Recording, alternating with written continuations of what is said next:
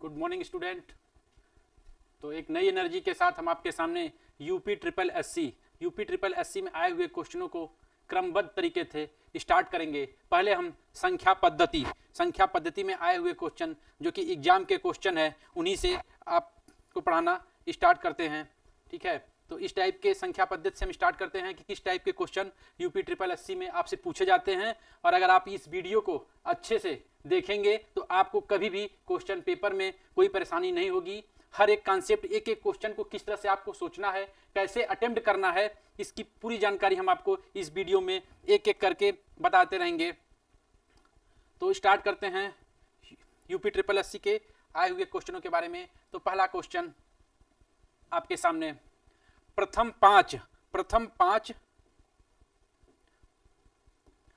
पांच अभाज्य संख्याओं का योग क्या होता है। यह क्वेश्चन है, प्रथम 5 अभाज्य संख्याओं का योग क्या होता है। तो यह क्वेश्चन आपका यूपी ट्रिपल एससी में पूर्ति निरीक्षक मुख्य परीक्षा 17 जुलाई 2022 को पूछा गया था। तो सबसे पहले इस टाइप के क्वेश्चन के लिए पहले हमको यह जानना पड़ेगा कि अभाज्य संख्या होती क्या है।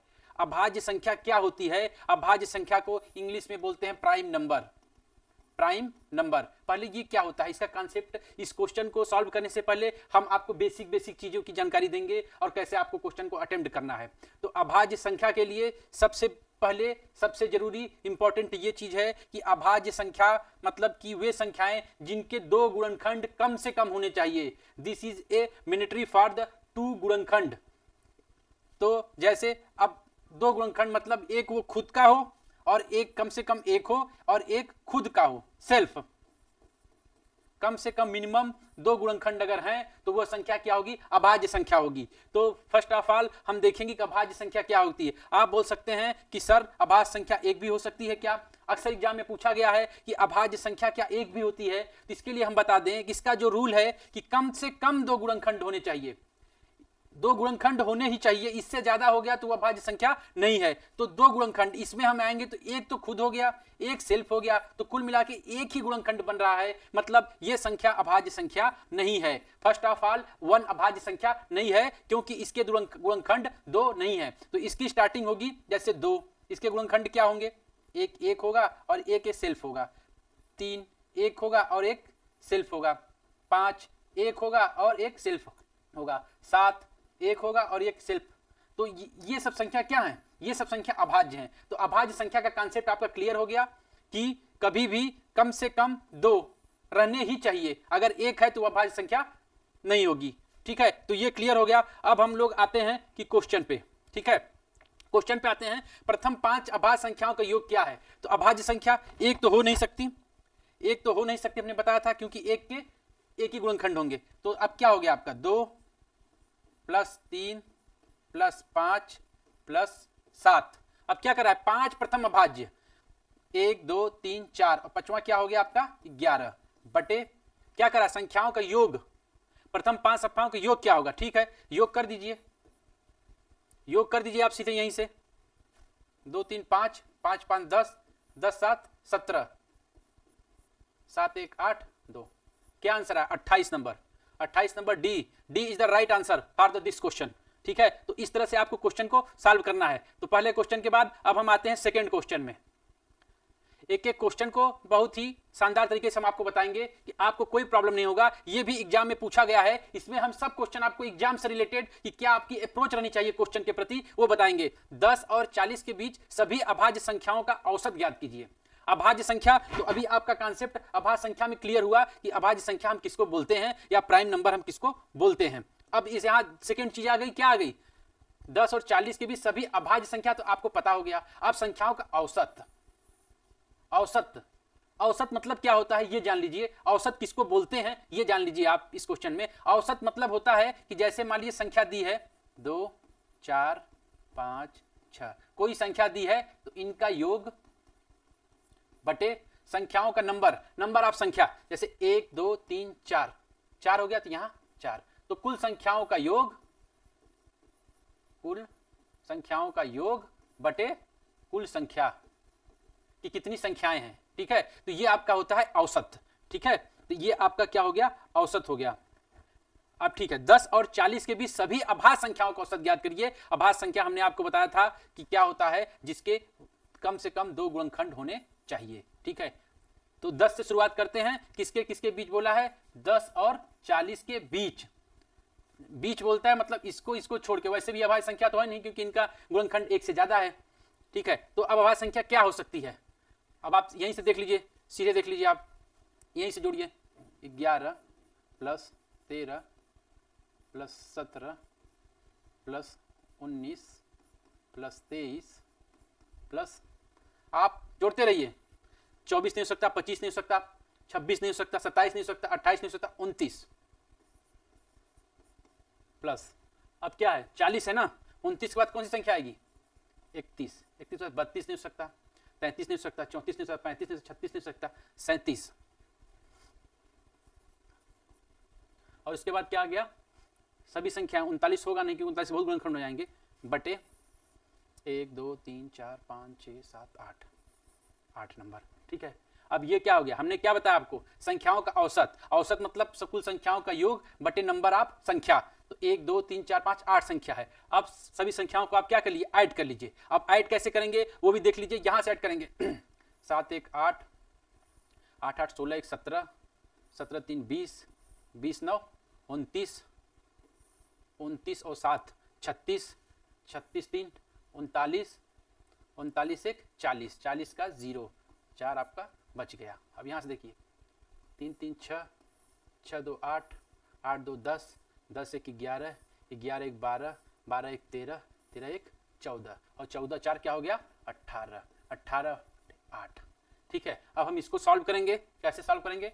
8 दूनी 16, 2 बचा, यहाँ आ गया क्या? 20, तो क्या होगा? 8 दूनी 16, 8 5 40, 22.5। तो ए इज द राइट आंसर, 22.5। तो इस तरह से आपका सेकेंड क्वेश्चन क्लियर हुआ। अब हम आते हैं आपके थर्ड क्वेश्चन में।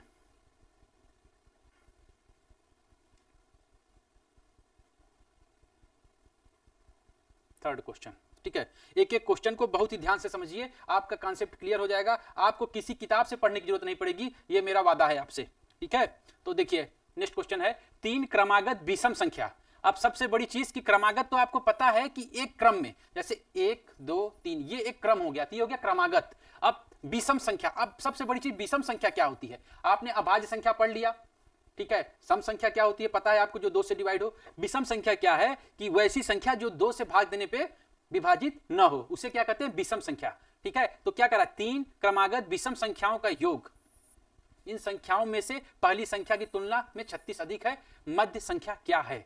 ठीक है, तो इस टाइप के क्वेश्चन के लिए पहले आप विषम संख्या क्या होती है आपको पता है कि 1 नहीं 2 से डिवाइड होगा। 1 3 5 7 ये संख्या क्या है? विषम संख्या है। लेकिन ये नहीं बताया है कि ये संख्या क्या है, इनको नहीं पता है। तो हम क्या करेंगे? एक फार्मूला अपने हिसाब से डेवलप करेंगे। अब ये 1 है, अगर हम संख्या मान लें x, ये x एक की जगह क्या लग दी? x, तो 3 की जगह क्या होगा? x प्लस 1, यही होगा? नहीं होगा, ये होगा x प्लस 2। एक संख्या x होगी, एक संख्या क्या होगी? x प्लस 2 और x प्लस 4। तभी तो ये देखिए 1 रखेंगे तो यहाँ 5 आ जाएगा, यहाँ 1 रखेंगे 3 आ जाएगा, यहाँ तो ये संख्या हो गई आपकी x प्लस 2 और x प्लस 4। ठीक है, जहां x क्या है? जहां x एक विषम संख्या है। ठीक है, तो अब क्वेश्चन में क्या कह रहा है कि 3 क्रमागत विषम संख्या। तो पहली संख्या क्या है? x। ठीक है, और दूसरी संख्या क्या है? x plus 2। तीसरी संख्या क्या है? x प्लस 3 बराबर क्या कर रहा है? देखिए 3 क्रमागत विषम संख्याओं का योग। तो हमने क्या किया? 3 विषम क्रमागत संख्याओं का योग ले लिया। अब इन संख्याओं में से पहली संख्या की तुलना में 36 अधिक है। इनका योग क्या है? बराबर क्या है? पहली संख्या की तुलना में 36 है। पहली संख्या क्या है आपकी? x। इसकी तुलना में क्या है? क्या अधिक है? 36 अधिक है, मतलब ये क्या हो गया? प्लस 36। ठीक है, अब इसको हम क्या करेंगे? पक्षांतर करेंगे। जब ये इधर आता है बराबर किधर आएगा तो चिन्ह क्या होता है? माइनस हो जाता है। तो x माइनस x, ठीक है, plus x plus 2 plus x plus 3 बराबर 36। अब ये x कट गया, यहाँ पे क्या आया? अब ये x क्या हो गया? 2x बराबर, और ये अंक रहता है उधर जाता है तो क्या होता है? चिन्ह बदल जाते हैं। 36 माइनस कितना हो गया? सॉरी यहाँ 3 नहीं होगा, यहाँ ने बताया था ना आपको 4। ठीक है, तो क्या हो गया? 6। ये 4 हो गया, 2 उधर गया, 6 हो गया, तो x बराबर क्या हो गया 30/2, क्या आ गया 36 to 15। तो मध्य की संख्या क्या है, तो ये x क्या है आपका, x की वैल्यू क्या आई 15, लेकिन इसमें आप 15 पे नहीं टिक करोगे, यही तो आपको समझना है। यहाँ x की वैल्यू क्या आई 15, क्या पूछ रहा है मध्य संख्या ज्ञात कर दीजिए। इसमें मध्य संख्या क्या है, मध्य संख्या ये है x + 2, यहाँ वैल्यू x की आई है 15 और x + 2 की वैल्यू क्या होगी 15 + 2 बराबर 17, तो 17 इज द राइट आंसर। ठीक है, तो इसमें यही चीज आपको ध्यान से देना है और पूरे कॉन्सेप्ट को समझते रहना है। ठीक है, अब चलते हैं हम नेक्स्ट क्वेश्चन पे।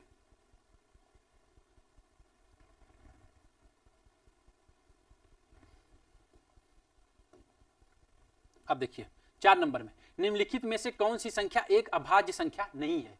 अब देखिए क्वेश्चन को जस्ट ये आपको पलट दिया है, अब पूछ रहा है अभाज्य संख्या नहीं है, तो आपको सबसे पहले ये मालूम करना पड़ेगा कि कौन सी संख्या अभाज्य संख्या नहीं है। ठीक है, अभाज्य संख्या नहीं है मतलब कि उसके गुणनखंड जो होंगे वो 2 से अधिक होंगे, 2 से क्या होंगे अधिक होंगे। तो पहले मालूम करना पड़ेगा कि 2 से अधिक ऐसा कौन सा संख्या है जिसके गुणनखंड 2 से अधिक हैं। ठीक है, तो आप पता कर लीजिए, मान लीजिए हम 437 को ही देखते हैं।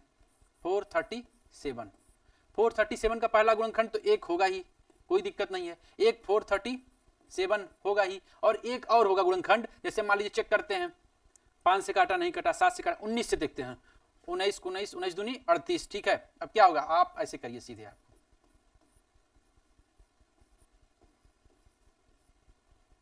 57 3 बार गया। अब इसके गुणनखंड कितने हो गए 1 2 3, मतलब यही एक संख्या है जो क्या है अभाज्य नहीं है। आप इस संख्या को लेंगे तो इसके सिर्फ 2 गुणनखंड आएंगे 281 और 1, इसके क्या होंगे 409 और ये क्या होंगे 541, इसके क्या होंगे 437 1 और 19, इसके 3 गुणनखंड हो गए, मतलब यही एक संख्या है जो अभाज्य नहीं है। ठीक है, अब आइए नेक्स्ट क्वेश्चन पे। कभी कभी क्वेश्चन थोड़ा सा सरल थोड़ा सा कठिन, जितना आप इसमें प्रैक्टिस किए रहोगे, हर टाइप के क्वेश्चन देखते रहोगे, जितना भी मैंने क्वेश्चन बताया सब एग्जाम में आए हुए हैं, और आपका पूरा कॉन्सेप्ट जैसे जैसे आप पढ़ते जाओगे आपका कॉन्सेप्ट एकदम क्लियर होता जाएगा। इस टाइप के कभी भी क्वेश्चन को आप अच्छे से आसानी तरीके से हल कर लोगे। अब नेक्स्ट क्वेश्चन, एक संख्या 55 से उतनी ही बड़ी है जितनी कि वह 79 से छोटी है, वह संख्या ज्ञात कीजिए। अब देखिए, अब एक संख्या 55 से उतनी ही बड़ी है जितनी कि वह 79 से छोटी है। अब इस टाइप के क्वेश्चन को करने के लिए बहुत ही सिंपल क्वेश्चन है कि एक संख्या 55 से उतनी ही बड़ी है जितनी वह 79 से छोटी है, तो मान लेते हैं संख्या क्या है x, संख्या क्या है x, एक संख्या 55 से उतनी ही बड़ी है जितनी वह 79 से छोटी है, तो 55 से बड़ी है मतलब कि -55, और ये बराबर है किसके, और 79 से छोटी है। संख्या क्या है 79 से उतनी ही छोटी है। ठीक है, संख्या क्या है उतनी ही छोटी है। अब इसको हल कर लीजिए, ये इधर आएगा, क्या हो जाएगा माइनस से प्लस हो जाएगा, तो 2x बराबर 79 + 55, तो x बराबर हो गया 9 5 14 4 7 5 12 1 13, ये हुआ ना, बटे तो 2 6 12 1 हासिल 2 7 14 67। एक तो एक तरीका होगा, एक सिंपल तरीका है आप कि 67 से आप चेक कर लीजिए 55 से उतनी ही बड़ी है, तो 67 में 55 घटा दीजिए और 17 इसमें 55 घटा दीजिए और 79 में करके आप चेक कर लेंगे तीनों ऑप्शन में, तो आपको 67 मिल जाएगा। तो ये आपका D is the right answer. ठीक है, अब नेक्स्ट क्वेश्चन पे चलते हैं।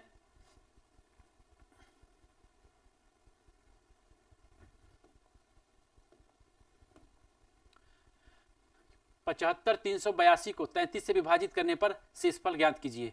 तो ये बहुत ही सिंपल है, शेषफल ज्ञात करना है। आपको पता है कि शेषफल क्या होता है, ये यहीं पर रहता है शेषफल, यहाँ पे क्या होता है भागफल, तो आप भाग दीजिए। हम ये उम्मीद है कि आपको भाग तो आता ही होगा, तो इसका राइट आंसर डी है। आप लोग अपने कॉपी किताब में भाग देके चेक कर लीजिएगा। ठीक है, अब नेक्स्ट क्वेश्चन,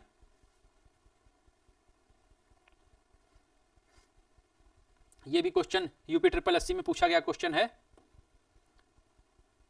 अपर अभिनस्त सेवा में पूछा गया था 2019 में कि पहली 35 समप्राकृतिक संख्याओं के गुणनफल में दहाई के स्थान पे कौन सा अंक आएगा। तो पहले आपको क्वेश्चन को समझना है कि इकाई क्या होती है, दहाई क्या होती है। अगर ये हम बोल दें कि 25, तो ये आपका क्या होगा इकाई का अंक हो गया और ये दहाई का अंक हो गया है। इसका मतलब ये हुआ कि ये पूछ रहा है जब हम 35 सम संख्याओं का गुणा करेंगे, 1 से लेकर 35 तक जितनी सम संख्याओं का गुणा करेंगे, तो जो सेकंड नंबर पे आएगा उसकी वैल्यू क्या होगी, वह संख्या क्या होगी, यही क्वेश्चन में पूछ रहा है। तो सबसे पहले आपको क्वेश्चन समझ गए आप कि क्या पूछ रहा है। अब देखते हैं। अब पहली 35 सम संख्याएं। सम संख्या आपको मैंने बताया है कि सम संख्या मतलब सम प्राकृतिक संख्याएं, ठीक है। अब देखिए सबसे बड़ी चीज क्या बोला है, सम और प्राकृतिक संख्याएं। प्राकृतिक संख्या ना नेचुरल नंबर। तो प्राकृतिक संख्याएं क्या होती हैं, जैसे कि पैसा नहीं होता है, पैसे को ही प्राकृतिक बोलते हैं, नेचुरल होता है पैसा। तो जैसे 1 हो गया, 2 हो गया, 3 हो गया, 4 हो गया। अब 0 पैसा तो होता नहीं, तो ये प्राकृतिक संख्या नहीं होगी। तो ये आपकी प्राकृतिक संख्याएं हो गई। जितने भी संख्याएं होंगी आपके, जितने नोट आते हैं, मतलब नोट मतलब ऐसा नहीं कि 100 का नोट आता है बस 100, मतलब जिसको हम काउंट कर सकते हैं गिनती में 1 2 3 4 5 6 7 8 9, बस वही क्या होंगी, प्राकृतिक संख्याएं होंगी। तो अब ये क्या कह रहा है, पहली 35 सम प्राकृतिक संख्या। सम प्राकृतिक संख्या मतलब कि जो संख्या 2 से भाग हो जाए उसे कहते हैं सम, ठीक है। तो जब यहां शुरुआत करेंगे तो पहली सम संख्या 2 होगी, दूसरी 4, तीसरी 6, 8 और 10। ये होगा 1 से लेके 10 तक की संख्याएं। उसके बाद 10 से लेके 20 तक की संख्याएं। उसके बाद 20 से लेके 30 तक की संख्याएं। उसके बाद 30 से लेके 40 तक की संख्याएं। तभी पूछ रहा है कि अब तीनों संख्या का हम गुणा करेंगे तो जो सेकंड नंबर पे आएगा उसका मान इन संख्याओं में से क्या होगा। ये सब क्वेश्चन सिर्फ आपका टाइम टेकिंग करने के लिए है। आप तीनों निकाल के मल्टीप्लाई करने जाओगे, आपका टाइम लगेगा। इसको अपने दिमाग से करना है कि किस तरह हम इसको करें कि हमारा टाइम बच जाए, ठीक है। तो हम पहले सोचते हैं कि चलो ठीक है, हम पहले नंबर पे संख्या में गुणा करते हैं, ठीक है। 4 दूनी 8, 8 छंग 48, 48 8, ठीक है। 48 × 8, 8 64 की 4, 6 हासिल, 8 चौक 32 और 32 6 38, 10 का गुणा हो गया ये, ठीक है। तो ये पता चला हमें कि जो इसमें है ये क्या आया है, 3840। इसमें दहाई अंक क्या आया है, 4। अब ऐसे 10 से 20 तक, जब 10 से 20 तक जो संख्या देखेंगे तो पहली संख्या क्या आएगी, 12, 14, 16, ठीक है, 18, ठीक है, और ये 20, ठीक है। अब आप देखेंगे कि जब 20 से गुणा होगा तो जाहिर सी बात है कि लास्ट में भी 0 आएगा, ठीक है। लास्ट में भी देखिए, यहीं से कॉन्सेप्ट आपको समझना है कि एक 0 तो यहाँ है और जब 20 से गुणा होगी तो लास्ट में क्या आएगा, एक 0 और आ जाएगा। मतलब इसका जो आंसर आएगा वो 2 शून्य और बढ़ जाएगा। फिर 30 से गुणा होगा तो 1 2 3 शून्य हो जाएगा। फिर 4 से गुणा होगा तो 1 शून्य और बढ़ जाएगा। तो जाहिर सी बात है कि जो लास्ट नंबर आएगा उसमें निश्चित तौर पे 4 जीरो होंगे, जिसमें इकाई दहाई तो ये 0 और ये 0 आपका राइट आंसर है। आप चाहोगे तो गुणा करोगे, नहीं आप इस कॉन्सेप्ट से आप क्वेश्चन को कर सकते हो कि जब पहले में 1 0 है, दूसरे में 2 0 है, तो मतलब कंटिन्यू लास्ट में जो संख्या है इसका 0 तो बढ़ ही रहा है, तो उसी 0 से ये क्लियर हुआ कि is the right answer D, ठीक है।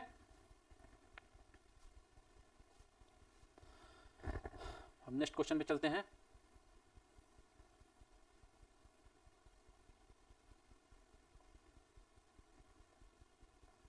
पहली 567 प्राकृतिक संख्याओं का समांतर माध्य कितना होगा। पहली 567 प्राकृतिक संख्याओं का समांतर माध्य कितना होगा, ठीक है। इस टाइप के क्वेश्चन को करने के लिए प्राकृतिक संख्या, आपको पता है कि प्राकृतिक संख्या क्या होती है, जो नोट होता है 1 से लेके 567, ठीक है। समांतर माध्य मतलब होता है कि संख्याओं का योग बटे 2, ठीक है, बटे 2, उसको कहते हैं समांतर माध्य, ठीक है। औसत में तो संख्याओं का नंबर होता है, लेकिन समांतर माध्य में क्या होता है, पूरे संख्याओं का योग बटे 2, ठीक है। तो यहां पूछ रहा है इतनी संख्याओं का समांतर माध्य कितना होगा, ठीक है। इस टाइप के क्वेश्चन को करने के लिए एक सिंपल है सवाल, पहली संख्या प्लस अंतिम संख्या बटे 2, ठीक है, बटे 2। तो ये क्या है, पहली संख्या क्या है इसकी, आपको प्राकृतिक संख्या 1 हो गया प्लस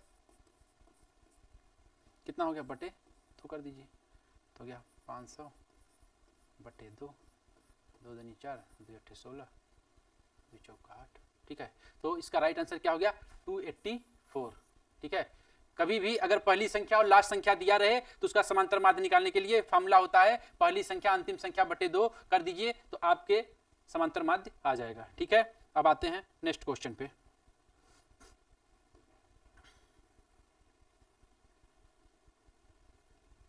इक्कीस 43 21 43 को 38 से विभाजित करने पर भागफल क्या होगा? हमने आपको बताया कि आप भाग दीजिए, इसको बोलते हैं भागफल, इसको बोलते हैं शेष। आप दे दीजिए, जो भागफल आएगा देख चेक कर लीजिए। राइट आंसर इसका है 57। ठीक है, अब नेक्स्ट क्वेश्चन पे आते हैं। दो संख्याओं के वर्गों का योगफल 557 है। ठीक है, इस टाइप के क्वेश्चन को बहुत ही ध्यान से देखिए। दो संख्याओं के वर्गों का योगफल 557 है तथा गुणनफल 266 है। ठीक है, तो वह संख्याएं क्या होगी? अब आपको ये देखिए, क्वेश्चन को, पूरे क्वेश्चन को सॉल्व करने की जरूरत नहीं होती। कहीं कहीं जब आप पढ़ाई करते हो ना, तो आपको खुद पता चल जाता है कि इसको किस कॉन्सेप्ट से करना है। जैसे इस टाइप के क्वेश्चन को आप करेंगे तो आपको टाइम लगेगा। आपको पहले स्क्वायर करना पड़ेगा, फिर उसका योग करना पड़ेगा, आपको ये फॉर्मूला लगाना पड़ेगा, A square plus B square plus 2ab बराबर a प्लस बी का होल स्क्वायर। ठीक है, फिर a माइनस बी का होल स्क्वायर बराबर A square plus B square plus minus 2ab करके सॉल्व करना पड़ेगा। टाइम टेकिंग है। ठीक है, लेकिन अगर इसको आप अपने दिमाग से करेंगे, अगर हमारे चैनल को आप पढ़ते रहेंगे, तो आपको मालूम चल जाएगा इस टाइप के क्वेश्चन को कैसे सॉल्व करते हैं। देखिए, गुणनफल कितना दिया है? 266। ठीक है, आप यहीं से देखिए, मतलब कि जो दो संख्याओं का गुणा होगा वर्गों का, वो कितना होना चाहिए? 266 होना चाहिए। दो संख्याओं के वर्गों का योग कितना होना चाहिए? 557। ठीक है, तो इस टाइप के क्वेश्चन को आप जब देखेंगे ना, इसको वर्ग करेंगे आप, कितना आएगा? 49। लास्ट में क्या होगा? 9। इसको करेंगे तो क्या आएगा? 6। लास्ट में यही आएगा ना संख्या। और जब इसको वर्ग करेंगे तो क्या आएगा? 4 चौक 16, 6 आएगा। इसको वर्ग करेंगे 81, 1 आएगा। यही आएगा ना। तो इस टाइप के क्वेश्चन को जब आप करेंगे, आप देखिए, आप खुद से समझिए। इसको वर्ग, अब हमने इसको वर्ग किया तो 1 यहाँ आया, 9 9 81 का वर्ग करेंगे, 1 यहाँ आएगा, लास्ट में 4 चौक 16 का 6 आएगा। 6 किसका गुणेंगे? 6, तो लास्ट में 6 इसमें आ रहा है, तो ये राइट आंसर हो गया। आपने ऐसे निकाल दी। इसका करेंगे 7 7 49, 9 यहाँ आएगा। इसका करेंगे 3 3 का 9, 9 9 81, यहाँ 1 आ रहा है तो ये नहीं होगा। यहाँ करेंगे तो 6 चौक 24, ये नहीं होगा। यहाँ करेंगे 4 चौक 16, 6 और 7 7 49, 9 छंग, ये नहीं होगा। तो कुल मिला के ये आपका गुणे से आप चेक कर लीजिए, नहीं आपको पूरा सॉल्व करना पड़ेगा। तो इससे निकालेंगे तो ये आपका राइट आंसर हो गया। ठीक है, अब आते हैं नेक्स्ट क्वेश्चन पे।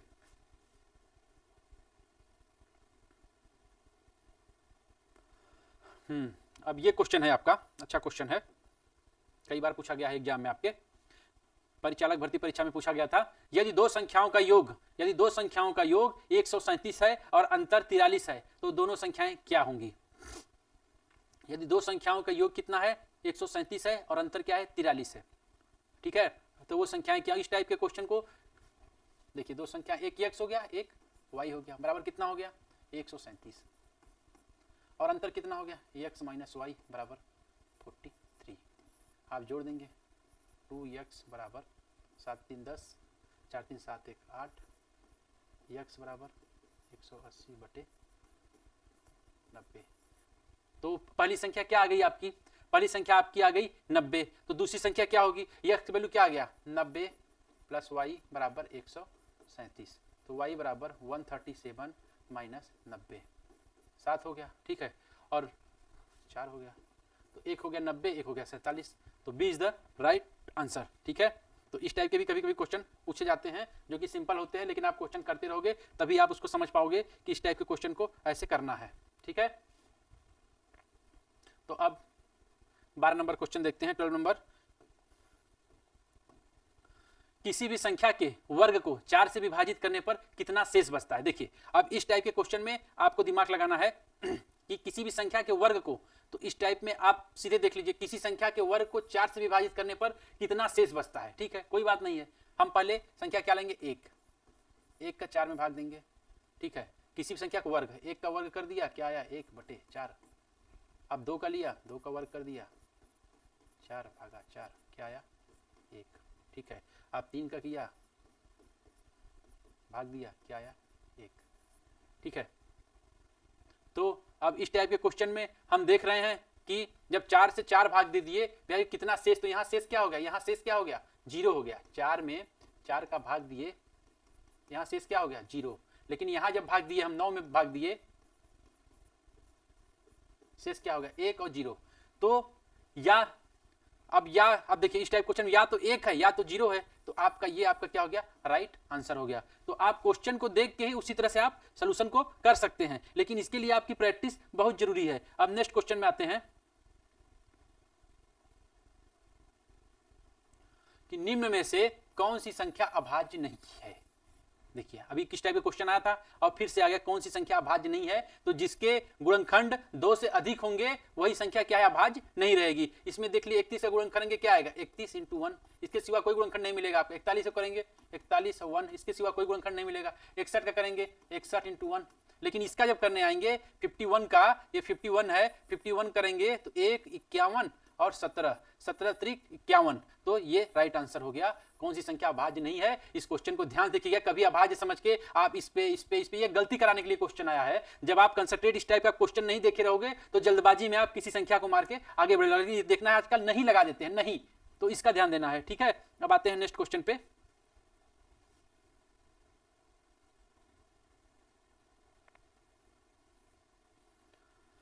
चार संख्याओं का औसत क्या है, 20।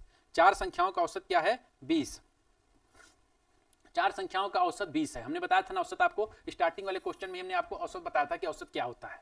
और पहली संख्या शेष संख्याओं के योग की 1/3 है, तो पहली संख्या क्या होगी। देखिए इस टाइप के क्वेश्चन को बहुत ही ध्यान से देखना। मैंने बताया था कि औसत में क्या होता है कि सब संख्याओं का योग अपान संख्याओं, कितनी संख्या है उनका नंबर, कुल संख्याओं का योग बटे नंबर ऑफ संख्या। तो वही बोला है, चार संख्याओं का औसत 20 है।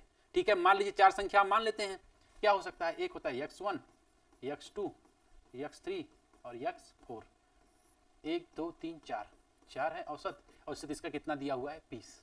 ये आपको क्वेश्चन में दिया हुआ है। ठीक है, आपको ये क्वेश्चन में दिया हुआ है। उसके बाद कह रहा है यदि पहली संख्या शेष संख्याओं का योग की 1/3 है, जो x1 है वो क्या है, पहली तीन संख्या, पहली संख्या शेष संख्याओं के, शेष संख्या क्या होगी, शेष संख्या यही हो गई, तो इसको क्या है 1/3 आ गया x2, x3, x4 यही है। ठीक है, तो अब x1 का मान क्या होगा, 1/3 x2, x3, x4। ठीक है, तो इस टाइप के क्वेश्चन को करने के लिए आप देखिए अब इसको हम सॉल्व करेंगे। कैसे सॉल्व करेंगे, x1 plus x2 plus x3 plus x4 equal to कितना हो गया, 80 हो गया। अब देखिए x1, जो x1 की वैल्यू है वो क्या वैल्यू है, 1/3। अब इसको सॉल्व करेंगे क्या आ जाएगा, यहाँ 3x1 बराबर x2 plus x3 plus x4। मतलब ये जो मान है, ये मान हम कहाँ रख सकते हैं, यहाँ रख सकते हैं। तो यहाँ रख देंगे मान, तो क्या हो जाएगा हमारा x1 प्लस, अब इसकी वैल्यू क्या आ गई 3x1 बराबर 80 और 4x1 बराबर 80/4, 20 इज द राइट आंसर। तो पहली संख्या क्या होगी, पहली संख्या हमने माना था x1, जिसका माना गया 20 इज द राइट आंसर। ठीक है, तो इस टाइप के सवाल को जब आप प्रैक्टिस किए रहोगे तभी आप एग्जाम में लगा पाओगे। इसीलिए इस चैनल को आप प्रॉपर देखेंगे तो आपको हर टाइप के क्वेश्चन मिल जाएंगे जो संख्या पद्धति में पूछे जाते हैं। इसी तरह हम आपको नए नए क्वेश्चंस, नए नए चैप्टर के क्वेश्चन जो एग्जाम में पूछे गए हैं और उनको किस तरह से आपको अप्रोच करना है उसके बारे में आपको हम बताते रहेंगे। अब आते हैं नेक्स्ट क्वेश्चन, 15 नंबर क्वेश्चन। 7 क्रमागत संख्याओं का औसत 20 है, तो उन संख्याओं में सबसे बड़ी संख्या क्या है। ठीक है, तो सबसे बड़ी संख्या क्या है, अगर औसत हमने क्या बताया, कुल संख्याओं का योग बटे नंबर ऑफ संख्या। तो इसमें एक कॉन्सेप्ट होता है जो कि आपको बहुत काम देगा। जैसे देखिए मान लीजिए 1 2 3, इसका औसत आप निकालेंगे तो इस टाइप के क्वेश्चन में 3 है, आप औसत निकालेंगे 1 + 2 + 3, नंबर ऑफ संख्या 1 2 3, 3 2 5 1 6 आगा, कितना आंसर आया 2। तो हमेशा औसत में जो औसत संख्या रहेगी उसका मान देखिए किसके बराबर है, 2 के बराबर है। मतलब जितनी संख्या रहेगी, मान लीजिए 7 संख्या है, 1 से लेके 7 संख्या है, तो यहां जो औसत आएगा वो यहां पे रहेगा। मतलब इधर आपकी 3 संख्या इधर रहेंगी और 3 संख्या इधर रहेंगी, यही मान आपका औसत का आता है। ठीक है, अगर आपको विश्वास न हो तो देख लीजिए, 1 + 2 + 3 + 4 + 5 + 6 + 7, 1 2 3 4 5 6 7, आगे 7 जोड़ लीजिए, 2 1 3 3 6 6 4 10 10 5 15 15 6 21 21 7 28, 7 चौक 28 आया 4। तो 4 क्या आया, बीच वाला नंबर आया ना। तो हमेशा औसत क्या होता है, बीच वाला संख्या आता है। याद कर लीजिए, आज से औसत जब भी रहेगा तो ये आप जान लीजिए कि ये बीच वाले संख्या का मान ही औसत होता है। ठीक है, तो अब ये क्लियर हो गया आपको। अब देखिए 7 क्रमागत संख्याओं का औसत 20 है, इसका मतलब ये क्लियर हो गया जो 7 संख्याएं हैं, ये 3 संख्या इधर है 1 2 3 और 3 संख्या इधर है 1 2 3, ठीक है। तो ये जो संख्या है बीच वाली, इसका ही औसत कितना दिया हुआ है 20, इसका मान क्या है 20 दिया हुआ है। क्रमागत संख्या है, क्रमागत संख्या हमने आपको बताया था कि एक एक ऐड होता जाता है। जब 20 हो गया, यहां जब 20 हो गया तो कह रहा है सबसे बड़ी संख्या ज्ञात कीजिए। जब ये संख्या 1 हो गई 2 हो गई 3 हो गई, ये चौथी संख्या, ये पांचवी, ये छठवीं, ये सतवीं। जब 20 में एक जोड़ेंगे 21, 21 में जोड़ेंगे 22, 22 में जोड़ेंगे 23, तो 23 इज द राइट आंसर, ठीक है। तो ये आपका बी आंसर हो गया, ठीक है। ये क्वेश्चन को आप ध्यान से समझ लिए हैं। अब देखिए नेक्स्ट क्वेश्चन को कैसे हम सॉल्व करते हैं। देखिए इस टाइप के क्वेश्चन को, हर अलग अलग टाइप के क्वेश्चन पूछे जाते हैं एग्जाम में, तो आप जब बार बार क्वेश्चन को करोगे तो आपको कभी भी कोई दिक्कत नहीं होगा, ठीक है। तो यहाँ पे हम डायरेक्ट क्वेश्चन कर रहे हैं, क्वेश्चन के थ्रू कॉन्सेप्ट को सीखने की कोशिश कर रहे हैं, और हर एक विद्यार्थी का अप्रोच यही रहना चाहिए कि आप कर करके चीजों को सीखिए, ठीक है। तो लगातार 3 संख्याओं का योग क्या है 96, 96। लगातार 3 संख्याओं का योग क्या है। अब लगातार 3 संख्या या क्रमागत संख्याएं, बोथ आर सेम। इन तीनों संख्याओं में सबसे बड़ी संख्या कौन सी है, ठीक है। अब देखिए, अब ये इनडायरेक्टली आपको औसत हमने बताया कुल संख्याओं का योग बटे नंबर ऑफ संख्या। नंबर ऑफ संख्या क्या हो गई 3 हो गई, और योग कितना हो गया 96 बटे 3, तो 3 तिरका 9, 3 दूनी 6, 32। तो हमने आपको बताया 3 संख्या है 1 2 3, तो ये जो बीच वाली संख्या है इसी का मान कितना है 32, सही पिछले क्वेश्चन बताया था। तो इससे एक बड़ी संख्या क्या होगी, 32 में एक आप जोड़ोगे तो प्लस क्या होगा 33, तो 33 इज द राइट आंसर, ठीक है। तो कभी भी आप औसत जब निकालोगे तो आप देख लीजिएगा 7 संख्याएं हैं, तो 7 संख्या में जो 20 संख्या चौथी संख्या होगी वही होगी। 9 संख्याएं हैं तो आप 9 संख्याएं हैं तो 4 संख्या इधर होगी, 4 संख्या इधर होगी, जो 5वीं संख्या होगी वही औसत होता है, ठीक है। औसत का बहुत अच्छा कॉन्सेप्ट है, इसको आप ध्यान रखिएगा, इसके थ्रू आप कई क्वेश्चन को सॉल्व कर सकते हैं, ठीक है। अब आते हैं नेक्स्ट क्वेश्चन 16 के बाद 17 नंबर।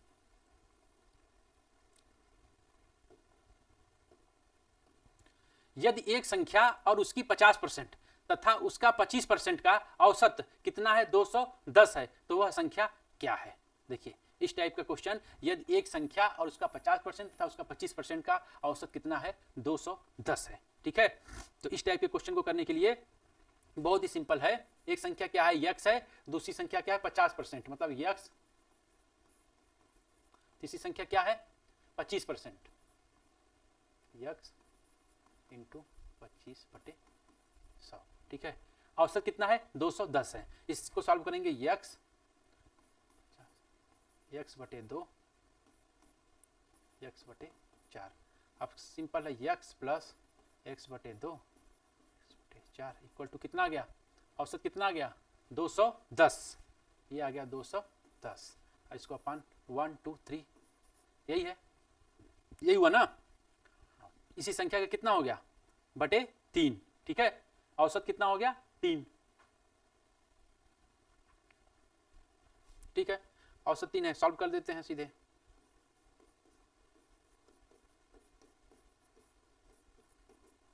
तीन से मल्टीप्लाई हो जाएगा, 3 शून्य 0।